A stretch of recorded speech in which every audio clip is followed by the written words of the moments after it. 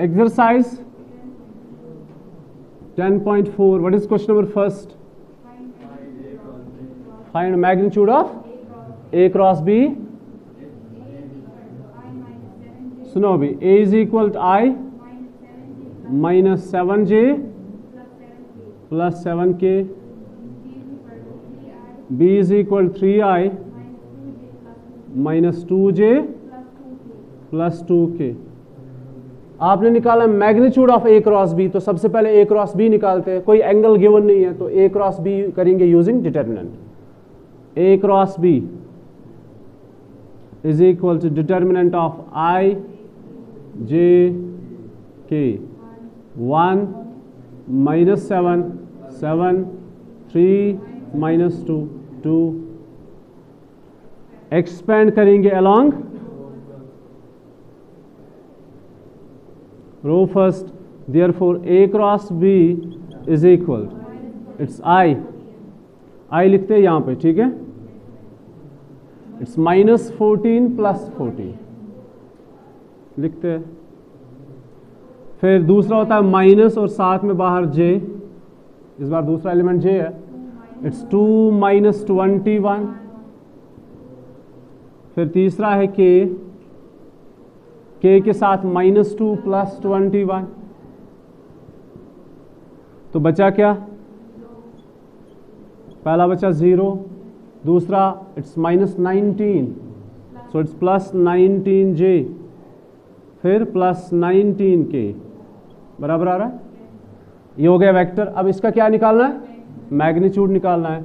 Therefore magnitude of A cross B is equal square root of 19 square plus 19 square. 19 square plus 19 square, it's 2 times 19 square. अब square root जो है वो दोनों का है, यहाँ पे दोनों का नहीं है. यहाँ पे आप इसको अलग अलग नहीं ले सकते, यहाँ पे दोनों का है. Square root of 2 and square root of 19 square, square and root cancel, so it's 19 root 2. ये है मैग्नीट्यूड ऑफ A क्रॉस. ले लो photograph. Question number second. Question number second is find a vector which is perpendicular to both A plus B and A minus B, where A and B are given. हाँ, A बोलो. 3I plus 2J plus 2K and B is I plus 2J minus 2K. बोझ को प्रयोग. Therefore हम निकाल के रखेंगे सबसे पहले A plus B. A और B को सम करो. जरा बोलो क्या आएगा? 3 plus 1 is 4I, 4J, ये कैंसिल हो जाएगी तो 0. अब बताओ A minus B, it's 2, 3 minus 1 is 2I, ये और ये कैंसिल, ये और ये 4 बन जाएगा, क्योंकि हम सब्ट्रैक्शन ही कर रहे हैं तो ये माइनस और माइनस प्लस बन जाएगा. It's 4K. ठीक. अब इनका करेंगे क्रॉस प्रोडक्ट, क्योंकि क्वेश्चन है find a vector which is perpendicular to both A plus B and A minus B. तो आपने क्या करना है? इनका करेंगे क्रॉस प्रोडक्ट. ये एक वेक्टर है cross with A minus B, ये दूसरा वेक्टर है which is equal determinant I J K. I का कोएफिशिएंट 4, J 4, K 0 एंड इसमें से I2, ये J तो है नहीं और K का coefficient 4. Expand along row first. It's I, इसके साथ 4 4 are 16. फिर दूसरा होता है माइनस J, 4 4 are 16 माइनस 0. फिर तीसरा होता है plus K, that is 0 minus 8. So it is 16I 16J minus 8K. ये बन गया A plus B cross A minus B. Let it be vector C. हमने सपोज किया. ठीक है. तो हमने निकाला इनका क्रॉस प्रोडक्ट बस. अब हमने निकालना है vector which is perpendicular to both A and B नहीं है, A plus B and A minus B. तभी मैंने इन्हीं का क्रॉस प्रोडक्ट निकाला.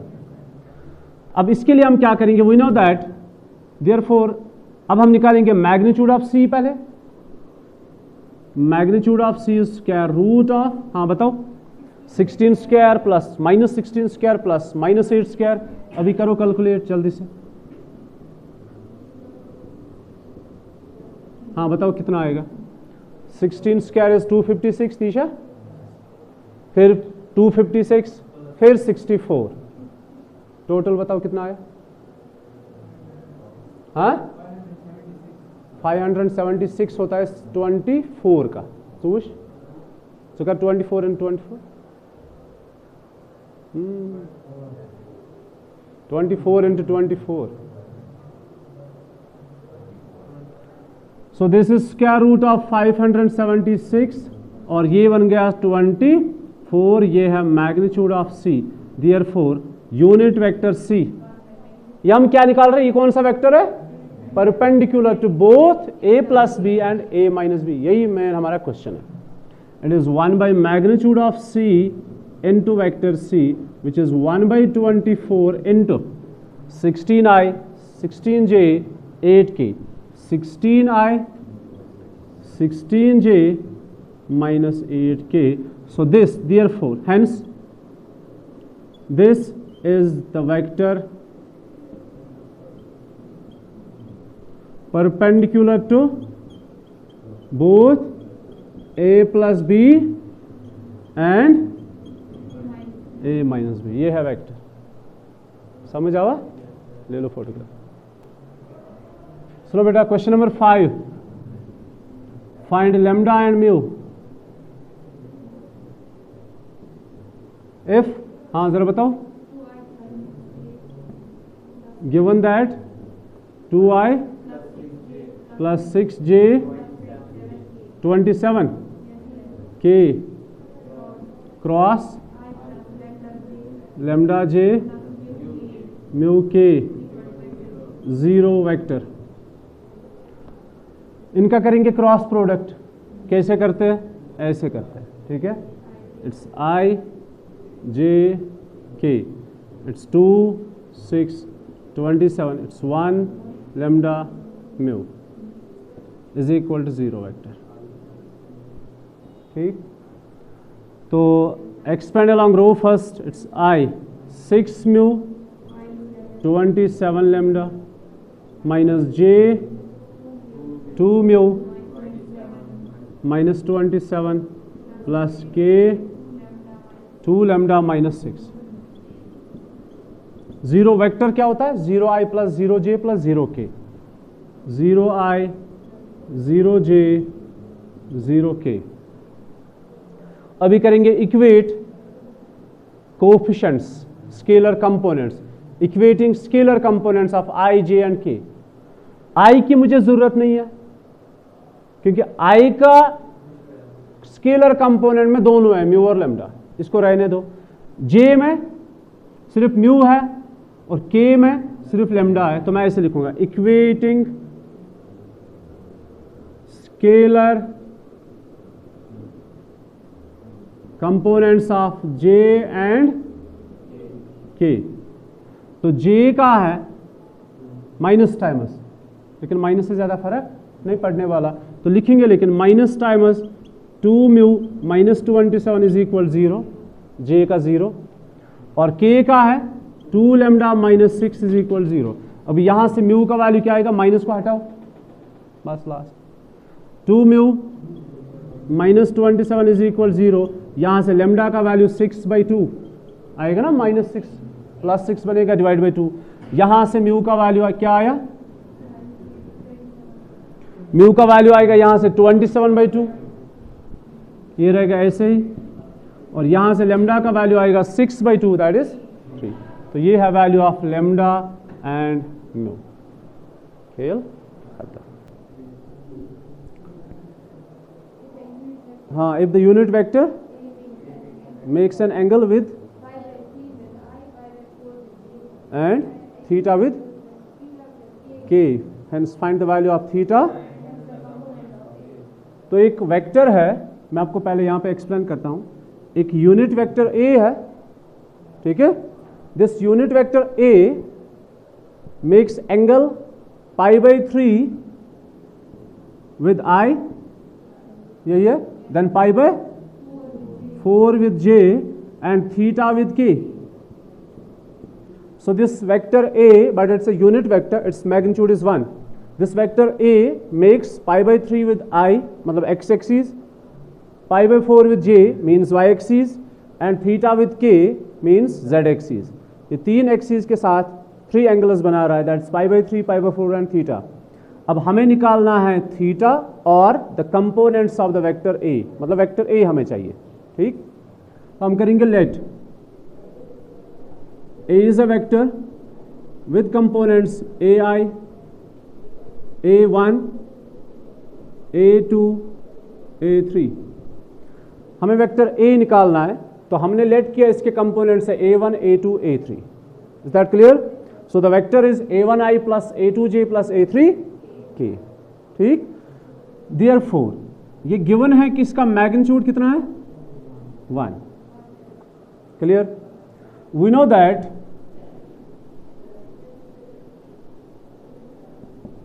cos theta, cos alpha beta gamma, cos alpha is equal to cos alpha बराबर x by r, पता है। अगर किसी वेक्टर के कंपोनेंट्स है xi प्लस वाई जे प्लस जेड के पोजिशन वेक्टर, इसका मैग्नीट्यूड होगा ये विच इज r, तो हम लिखते हैं cos alpha is equal to x by r. क्या लिखते हैं cos alpha is equal to x by r, cos gamma is equal, cos beta is equal to y by r and cos gamma is equal to z by r. Clear? cos alpha is equal to x means a1 divide by its magnitude. समझ आ रहा है नहीं आ रहा? a cos alpha is x, the first component, divide by its magnitude, that's r. So cos alpha is equal to a1 by this magnitude of a. Cos alpha, the first angle alpha is a cos angle which position vector makes with this x-axis or unit vector I. So this is cos pi by 3. अभी alpha कितना है pi by 3. ये समझ आया कि नहीं आया? पहला एंगल कितना है पाई बाई 3. ये वो एंगल है जो y एक्सिस के साथ x एक्सिस के साथ बन रहा है, मतलब यूनिट वेक्टर I के साथ. a1 डिवाइड बाई 1, क्योंकि इसका मैग्नीट्यूड 1 है. cos pi by 3 means cos 60 which is 1 by 2 is equal to a1. तो a1 मुझे मिला यहाँ से कितना 1 बाई 2. ये पहला हो गया. दूसरा cos beta, also cos beta is equal to a2 by a, magnitude of a, the magnitude of this vector. Cos beta, beta is pi by 4 is equal to a2 by 1. So cos pi by 4 is 1 by root 2 is equal to a2. ये हमें मिला a2. ठीक है. Again अभी हमें चाहिए cos gamma is equal to a3 by magnitude. cos gamma you know it's theta, यही हमें निकालना है. cos theta is equal to a3 by 1. so therefore a3 is equal to cos theta. Vector a मुझे मिला, देखो कैसे. Vector a के components है scalar components a1 a2 a3. a1 मुझे पता है, आजा बेटा. a2 मुझे पता है और a3 अभी इसका कोई पर्टिकुलर वैल्यू मुझे नहीं पता है, फिलहाल थीटा निकालते हैं. Now magnitude of a, listen to me, magnitude of a is square root of a1 square, या ऐसे लिखते हैं पहले. magnitude of a is 1, it's given. अच्छा, magnitude of a is 1, it's given, but magnitude of a is square root of a1 square, a2 square, a3 square is equal to 1. a1 square is equal to a1 is 1 by 2 whole square, it's 1 by 4. समझ आया? समझ आया? a1 is 1 by 2, इसका square हो गया 1 by 4. a2 is 1 by root 2, इसका square हो बनेगा 1 by 2. और फिर ये a3 it's cos theta, a3 is cos theta which is equal to 1. Squaring, हाँ, cos square theta. स्क्वायरिंग करेंगे both sides, squaring both sides we get this.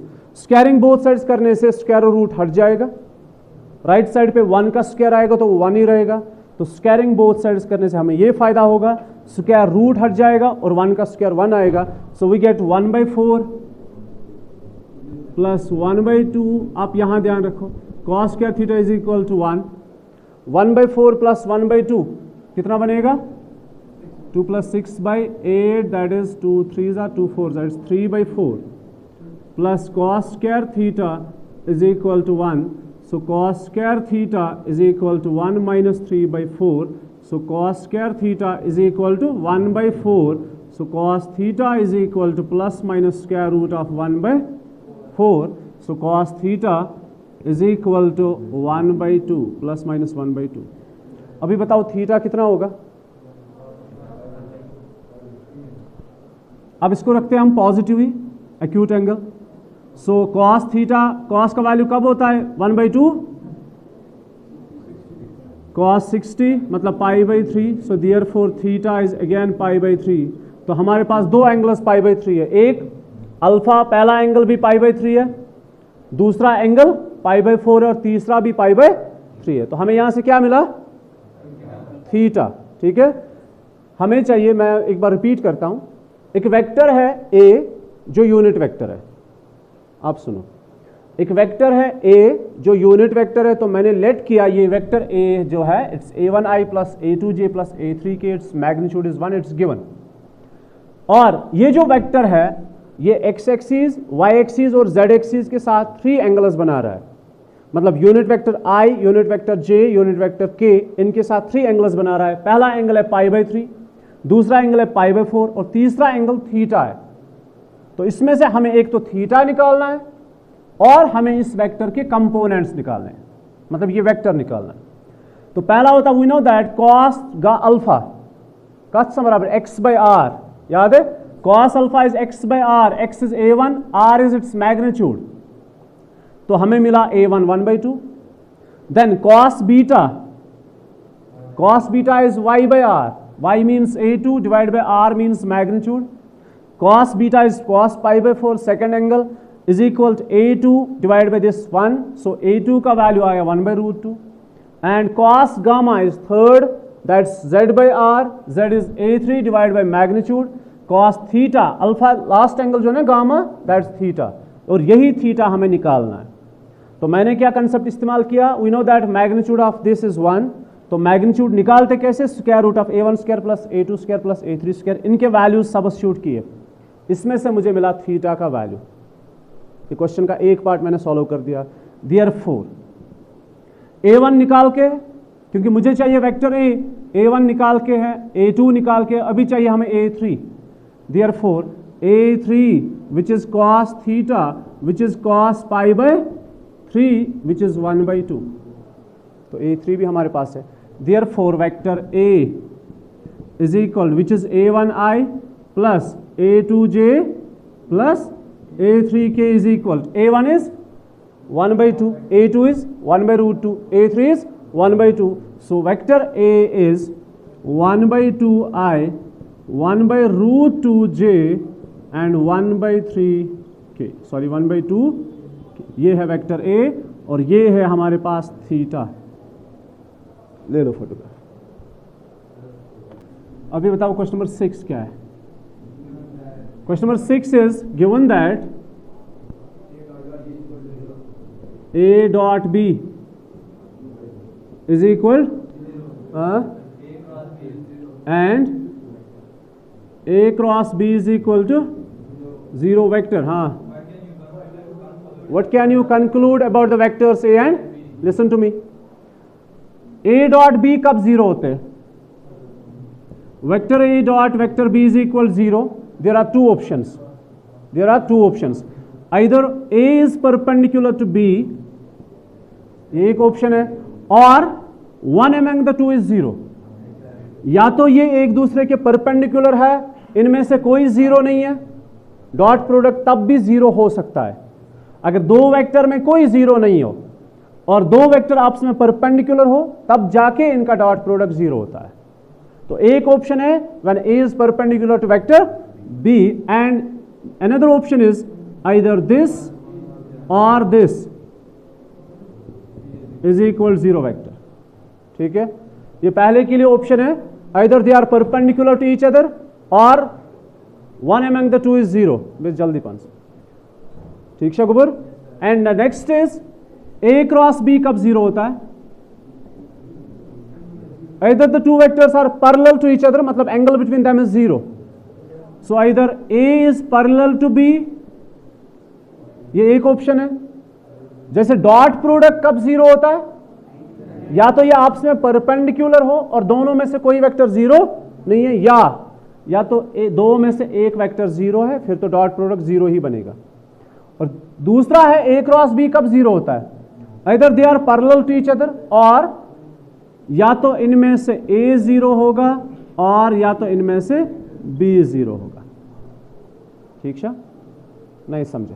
बहुत आसान है समझना। A dot B is 0, there are two options. A cross B is equal 0, there are two options. और ये दोनों एक साथ 0 है, ए डॉट बी भी 0 है और ए क्रॉस बी भी 0 है। ठीक है, तो अगर मैं ये कहूं ए डॉट बी और ए क्रॉस बी एक साथ 0 है, इनका डॉट प्रोडक्ट और इनका क्रॉस प्रोडक्ट एक साथ 0 है, तो क्या ये दोनों ऑप्शंस पॉसिबल है? क्या ए परपेंडिकुलर टू बी और ए पैरेलल टू बी हो सकता है? अगर ये परपेंडिकुलर है तो पैरेलल नहीं है, अगर ये पैरेलल है तो परपेंडिकुलर, तो पहला ऑप्शन कैंसिल हो जाएगा दोनों केस में, क्योंकि मुझे इनको अलग अलग नहीं देखना है, ये केस एक ही है। एक ही बार में इनका डॉट प्रोडक्ट और क्रॉस प्रोडक्ट 0 है। डॉट प्रोडक्ट कब 0 है? जब परपेंडिकुलर है। क्रॉस प्रोडक्ट कब 0 है? जब पैरेलल है। लेकिन एक साथ ये दो चीजें पॉसिबल नहीं है। ठीक है, अब बताओ मुझे इनका डॉट प्रोडक्ट और क्रॉस प्रोडक्ट कब 0 हो सकता है? आइदर ए इज इक्वल 0 और बी इज इक्वल 0। तो क्वेश्चन है, if A dot B is equal 0 and A cross B is equal 0, एक साथ में, if A dot B is equal 0 and a cross b is equal 0, then what can you conclude about the vectors a and b? मैंने पहले किया था पहला option कि ये परपेंडिकुलर है और पैरेलल है, लेकिन मुझे पता चला कि ये एक साथ में परपेंडिकुलर और पैरेलल नहीं हो सकते। देयरफॉर जो कंक्लूजन है, कंक्लूजन इसमें ये है, दो में से एक 0 है, इधर a इज इक्वल 0 और b इज इक्वल 0, ये इसका कंक्लूजन है। नहीं समझे? समझ आवा? नेक्स्ट बताओ, question number 7। Question number 7 is, हाँ बोल, हाँ बताओ ए क्या है? a2j a3k, then b b2j b3k, c is c3k, then show that, हमें शो करना है a cross b plus c distributive property is equal to a cross b plus a cross c। जरा बताओ हमें क्या क्या करना है? पहले लेफ्ट हैंड साइड में हमें क्या क्या रिक्वायरमेंट्स है? पहले b और c को ऐड करेंगे, उसका ले लेंगे क्रॉस प्रोडक्ट किसके साथ? ए के साथ। और फिर राइट के लिए क्या क्या रिक्वायरमेंट्स है? ए क्रॉस बी और ए क्रॉस सी, फिर जाके उनको ऐड करेंगे। ठीक, तो हम ऐसे करेंगे, लेफ्ट हैंड साइड में नहीं लिखूंगा मैं, ऐसे लिखूंगा। नाउ सबसे पहले बी और सी को ऐड करो। बी और सी को ऐड करने पे it's b1 plus c1 i, b2 plus c2j, b3 plus c3k, ये हो गया b प्लस सी। अभी इसका ले लेंगे, therefore a cross b plus C, a और b प्लस सी का क्रॉस प्रोडक्ट हम करते हैं डिटर्मिनेंट से। किससे? डिटर्मिनेंट से। It's determinant of i j k। Second row होता है the components of the first vector a, that's a1 a2 a3, और सेकेंड वेक्टर है b प्लस सी, फिर इसके components b1 plus c1, b2 plus c2, b3 plus c3। इनको करेंगे expand along row first, तो हमें मिलेगा फर्स्ट है i, है ना i। अब i के साथ क्या क्या है? a2 b3 लिखो एक साथ, सिंप्लीफाई यहीं पे करूं, it's A2B3 plus A2C3 minus A3B2 minus A3C2 and साथ में I, ठीक है। फिर दूसरा होता है minus J, it's A1B3 plus A1C3, फिर क्रॉस करते हैं ऐसे minus A3B1 and minus A3C1 and it's J, then the last one is K, वो भी पॉजिटिव, इनके साथ आएगा A1B2 प्लस A1C2, इसके साथ में minus A2B1 A2C1 and it's K, first side लोग ध्यान, it's A cross B plus C। तो हमें चाहिए left hand side A cross B plus C, इसके लिए हमने सबसे पहले B और C को ऐड किया, ठीक है। फिर B और C को ऐड करने के बाद क्रॉस प्रोडक्ट लिया किसके साथ, A के साथ, तो यूजिंग डिटर्मिनेंट्स हमने इसको किया एक्सपेंड। Is that clear? ये हो गया लेफ्ट हैंड साइड। अब बात करेंगे राइट हैंड साइड की, क्या क्या रिक्वायरमेंट्स है, रिक्वायरमेंट क्या क्या है। सबसे पहले A क्रॉस B निकाल के देखते हैं, A cross B is equal, it is determinant, क्योंकि क्रॉस प्रोडक्ट है तो डिटर्मिनेंट से सॉल्व करेंगे, its determinant I J K, A के components A1 A2 A3 B1 B2 B3 which is equal, यही पे करता हूं मैं, ठीक है। इट्स I के साथ A2 B3 minus A3 B2 I, फिर माइनस होता है दूसरा J के साथ A1 B3 minus A3 B1 J, फिर K के साथ A1 B2 A2 B1 A1 B2 A2 B1 K, ये हो गया A क्रॉस B। अभी क्या करना है, A cross C, A cross C is equal to determinant I J K, it's A1 इसके components A1 A2 A3 C1 C2 C3 is equal, I के साथ क्या आएगा A2 C3 minus A3 C, कहां गया I के साथ A2 C3 A3 C2 I, minus J के साथ A1 C3 A3 C1 J, फिर K के साथ आएगा A1 C2 A2 C1, यहां ध्यान रखो A1 C2 minus A2 C1 K। देखो लेफ्ट हैंड साइड हमारा है A cross B plus C, वो हमने निकाल के रखा है। अभी राइट हैंड साइड जो है वो हमारे पास है A cross B plus A cross C, A cross B plus A cross C, इनको ऐड करके देखते हैं। Therefore A cross B plus A cross C, मेरे पास A क्रॉस B है और मेरे पास A क्रॉस C है, इनको ऐड करके देखते हैं क्या बनेगा।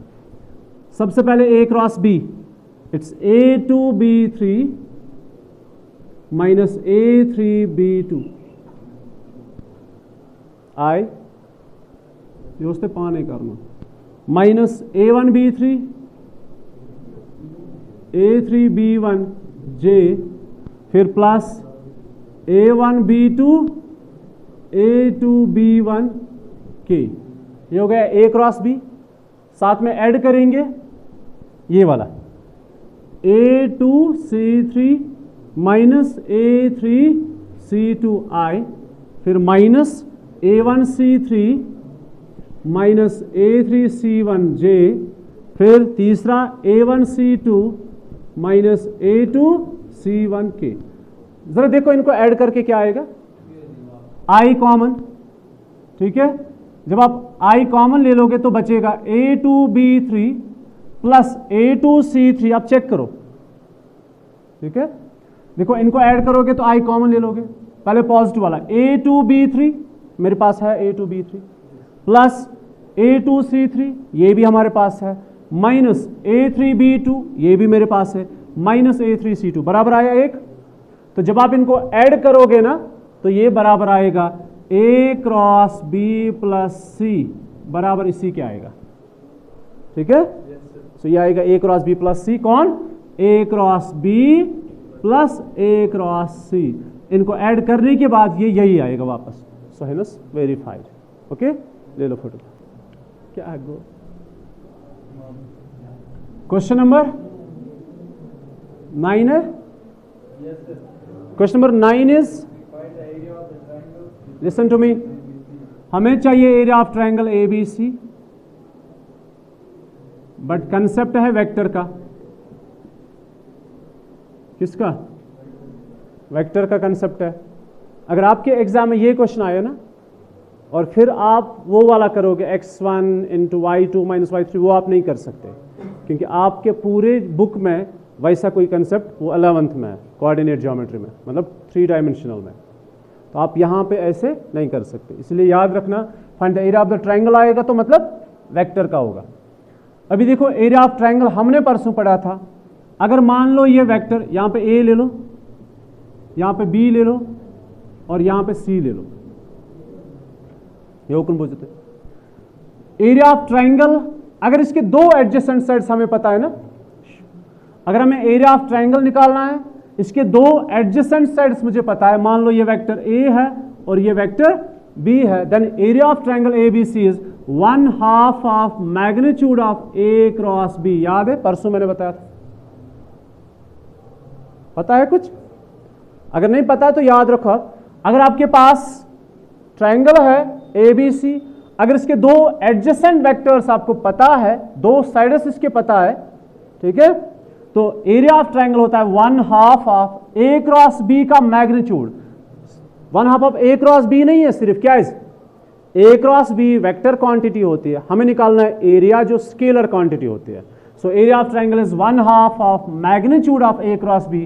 तो सबसे पहले A क्रॉस B निकालो, फिर बात करेंगे मैग्नीट्यूड की, ठीक। अभी A, B और C के वर्टिसेस गिवन है। गिवन दैट, जरा बताओ A के कोऑर्डिनेट्स बताओ जल्दी जल्दी।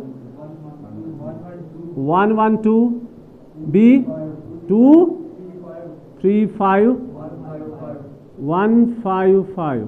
Given that these are the vertices of triangle ABC, ठीक शकुबर।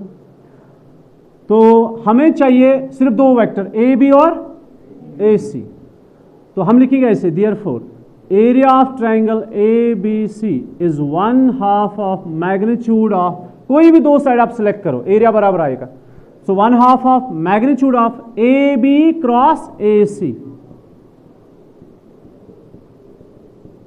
समझ आवा?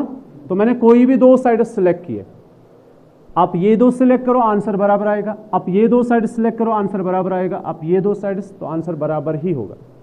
So area of triangle is 1/2 of magnitude of AB cross AC। तो सबसे पहले आपको करना क्या है? AB निकालना है, फिर आपको क्या करना है? AC निकालना है, फिर जाके उनका क्रॉस प्रोडक्ट, फिर उसका मैग्नीट्यूड, लास्ट में आके सब्स्टिट्यूट यहां पे करो, जो मिलेगा वो एरिया होगा। तो सबसे पहले AB। Now vector AB is equal to OB minus OA।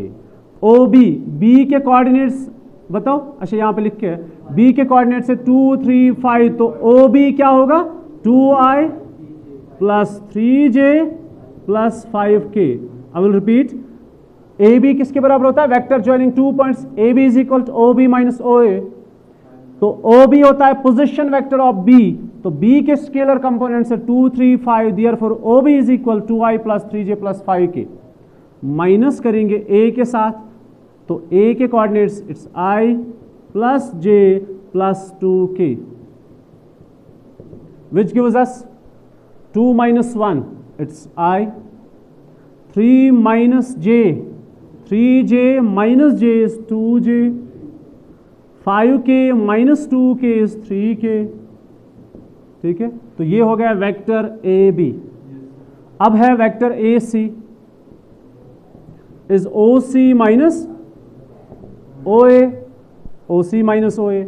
O C के कंपोनेंट से आई plus 5j plus 5k minus करेंगे A is I plus J plus K. जरा बताओ जल्दी से क्या आएगा, I minus I cancel, 5j minus J is 4j, 5k minus 2k is 3k। ये मिला मुझे वेक्टर ए सी। अब इनका चाहिए मुझे क्रॉस प्रोडक्ट, तभी मैंने पहले ही लिख के रखा। अब मुझे रिक्वायरमेंट्स पता है क्या क्या है, ए बी मिला, ए सी मिला, देयरफॉर इनका cross product is determinant of I J K. A B के स्केलर कंपोनेंट्स 1 2 3, ए सी के आई तो है नहीं तो 0 4 3। इसको करेंगे एक्सपेंड, यहीं पे यहां पे लिखते हैं expand is 2 3 jar 6 minus 12, 6 minus 12 is minus 6, साथ में आई, फिर दूसरा जे के साथ 3 माइनस 0 इज 3j, लेकिन ये होता है माइनस 3j, के के साथ 4 1 jar 4 minus 0, so it's plus 4k। ये है ए बी क्रॉस ए सी। अब इसका मुझे चाहिए magnitude, therefore magnitude of A B cross A C is equal square root of minus 6 square plus minus 3 square plus 4 square, minus 6 square plus minus 3 square plus 4 square. कुल मिला के कितना आएगा 36 और 9 कितने हुए 59 और 16 ना 915 15 आकू 61 छाई वहाँ 915 15 आकू 4 61। It is square root of 61। ये परफेक्ट स्क्वायर रूट नहीं है। Therefore area of triangle ABC is equal to 1/2 of magnitude of AB cross AC is equal to 1/2 of square root of 61 square units। जरा इसका answer check करो और ले लो photo.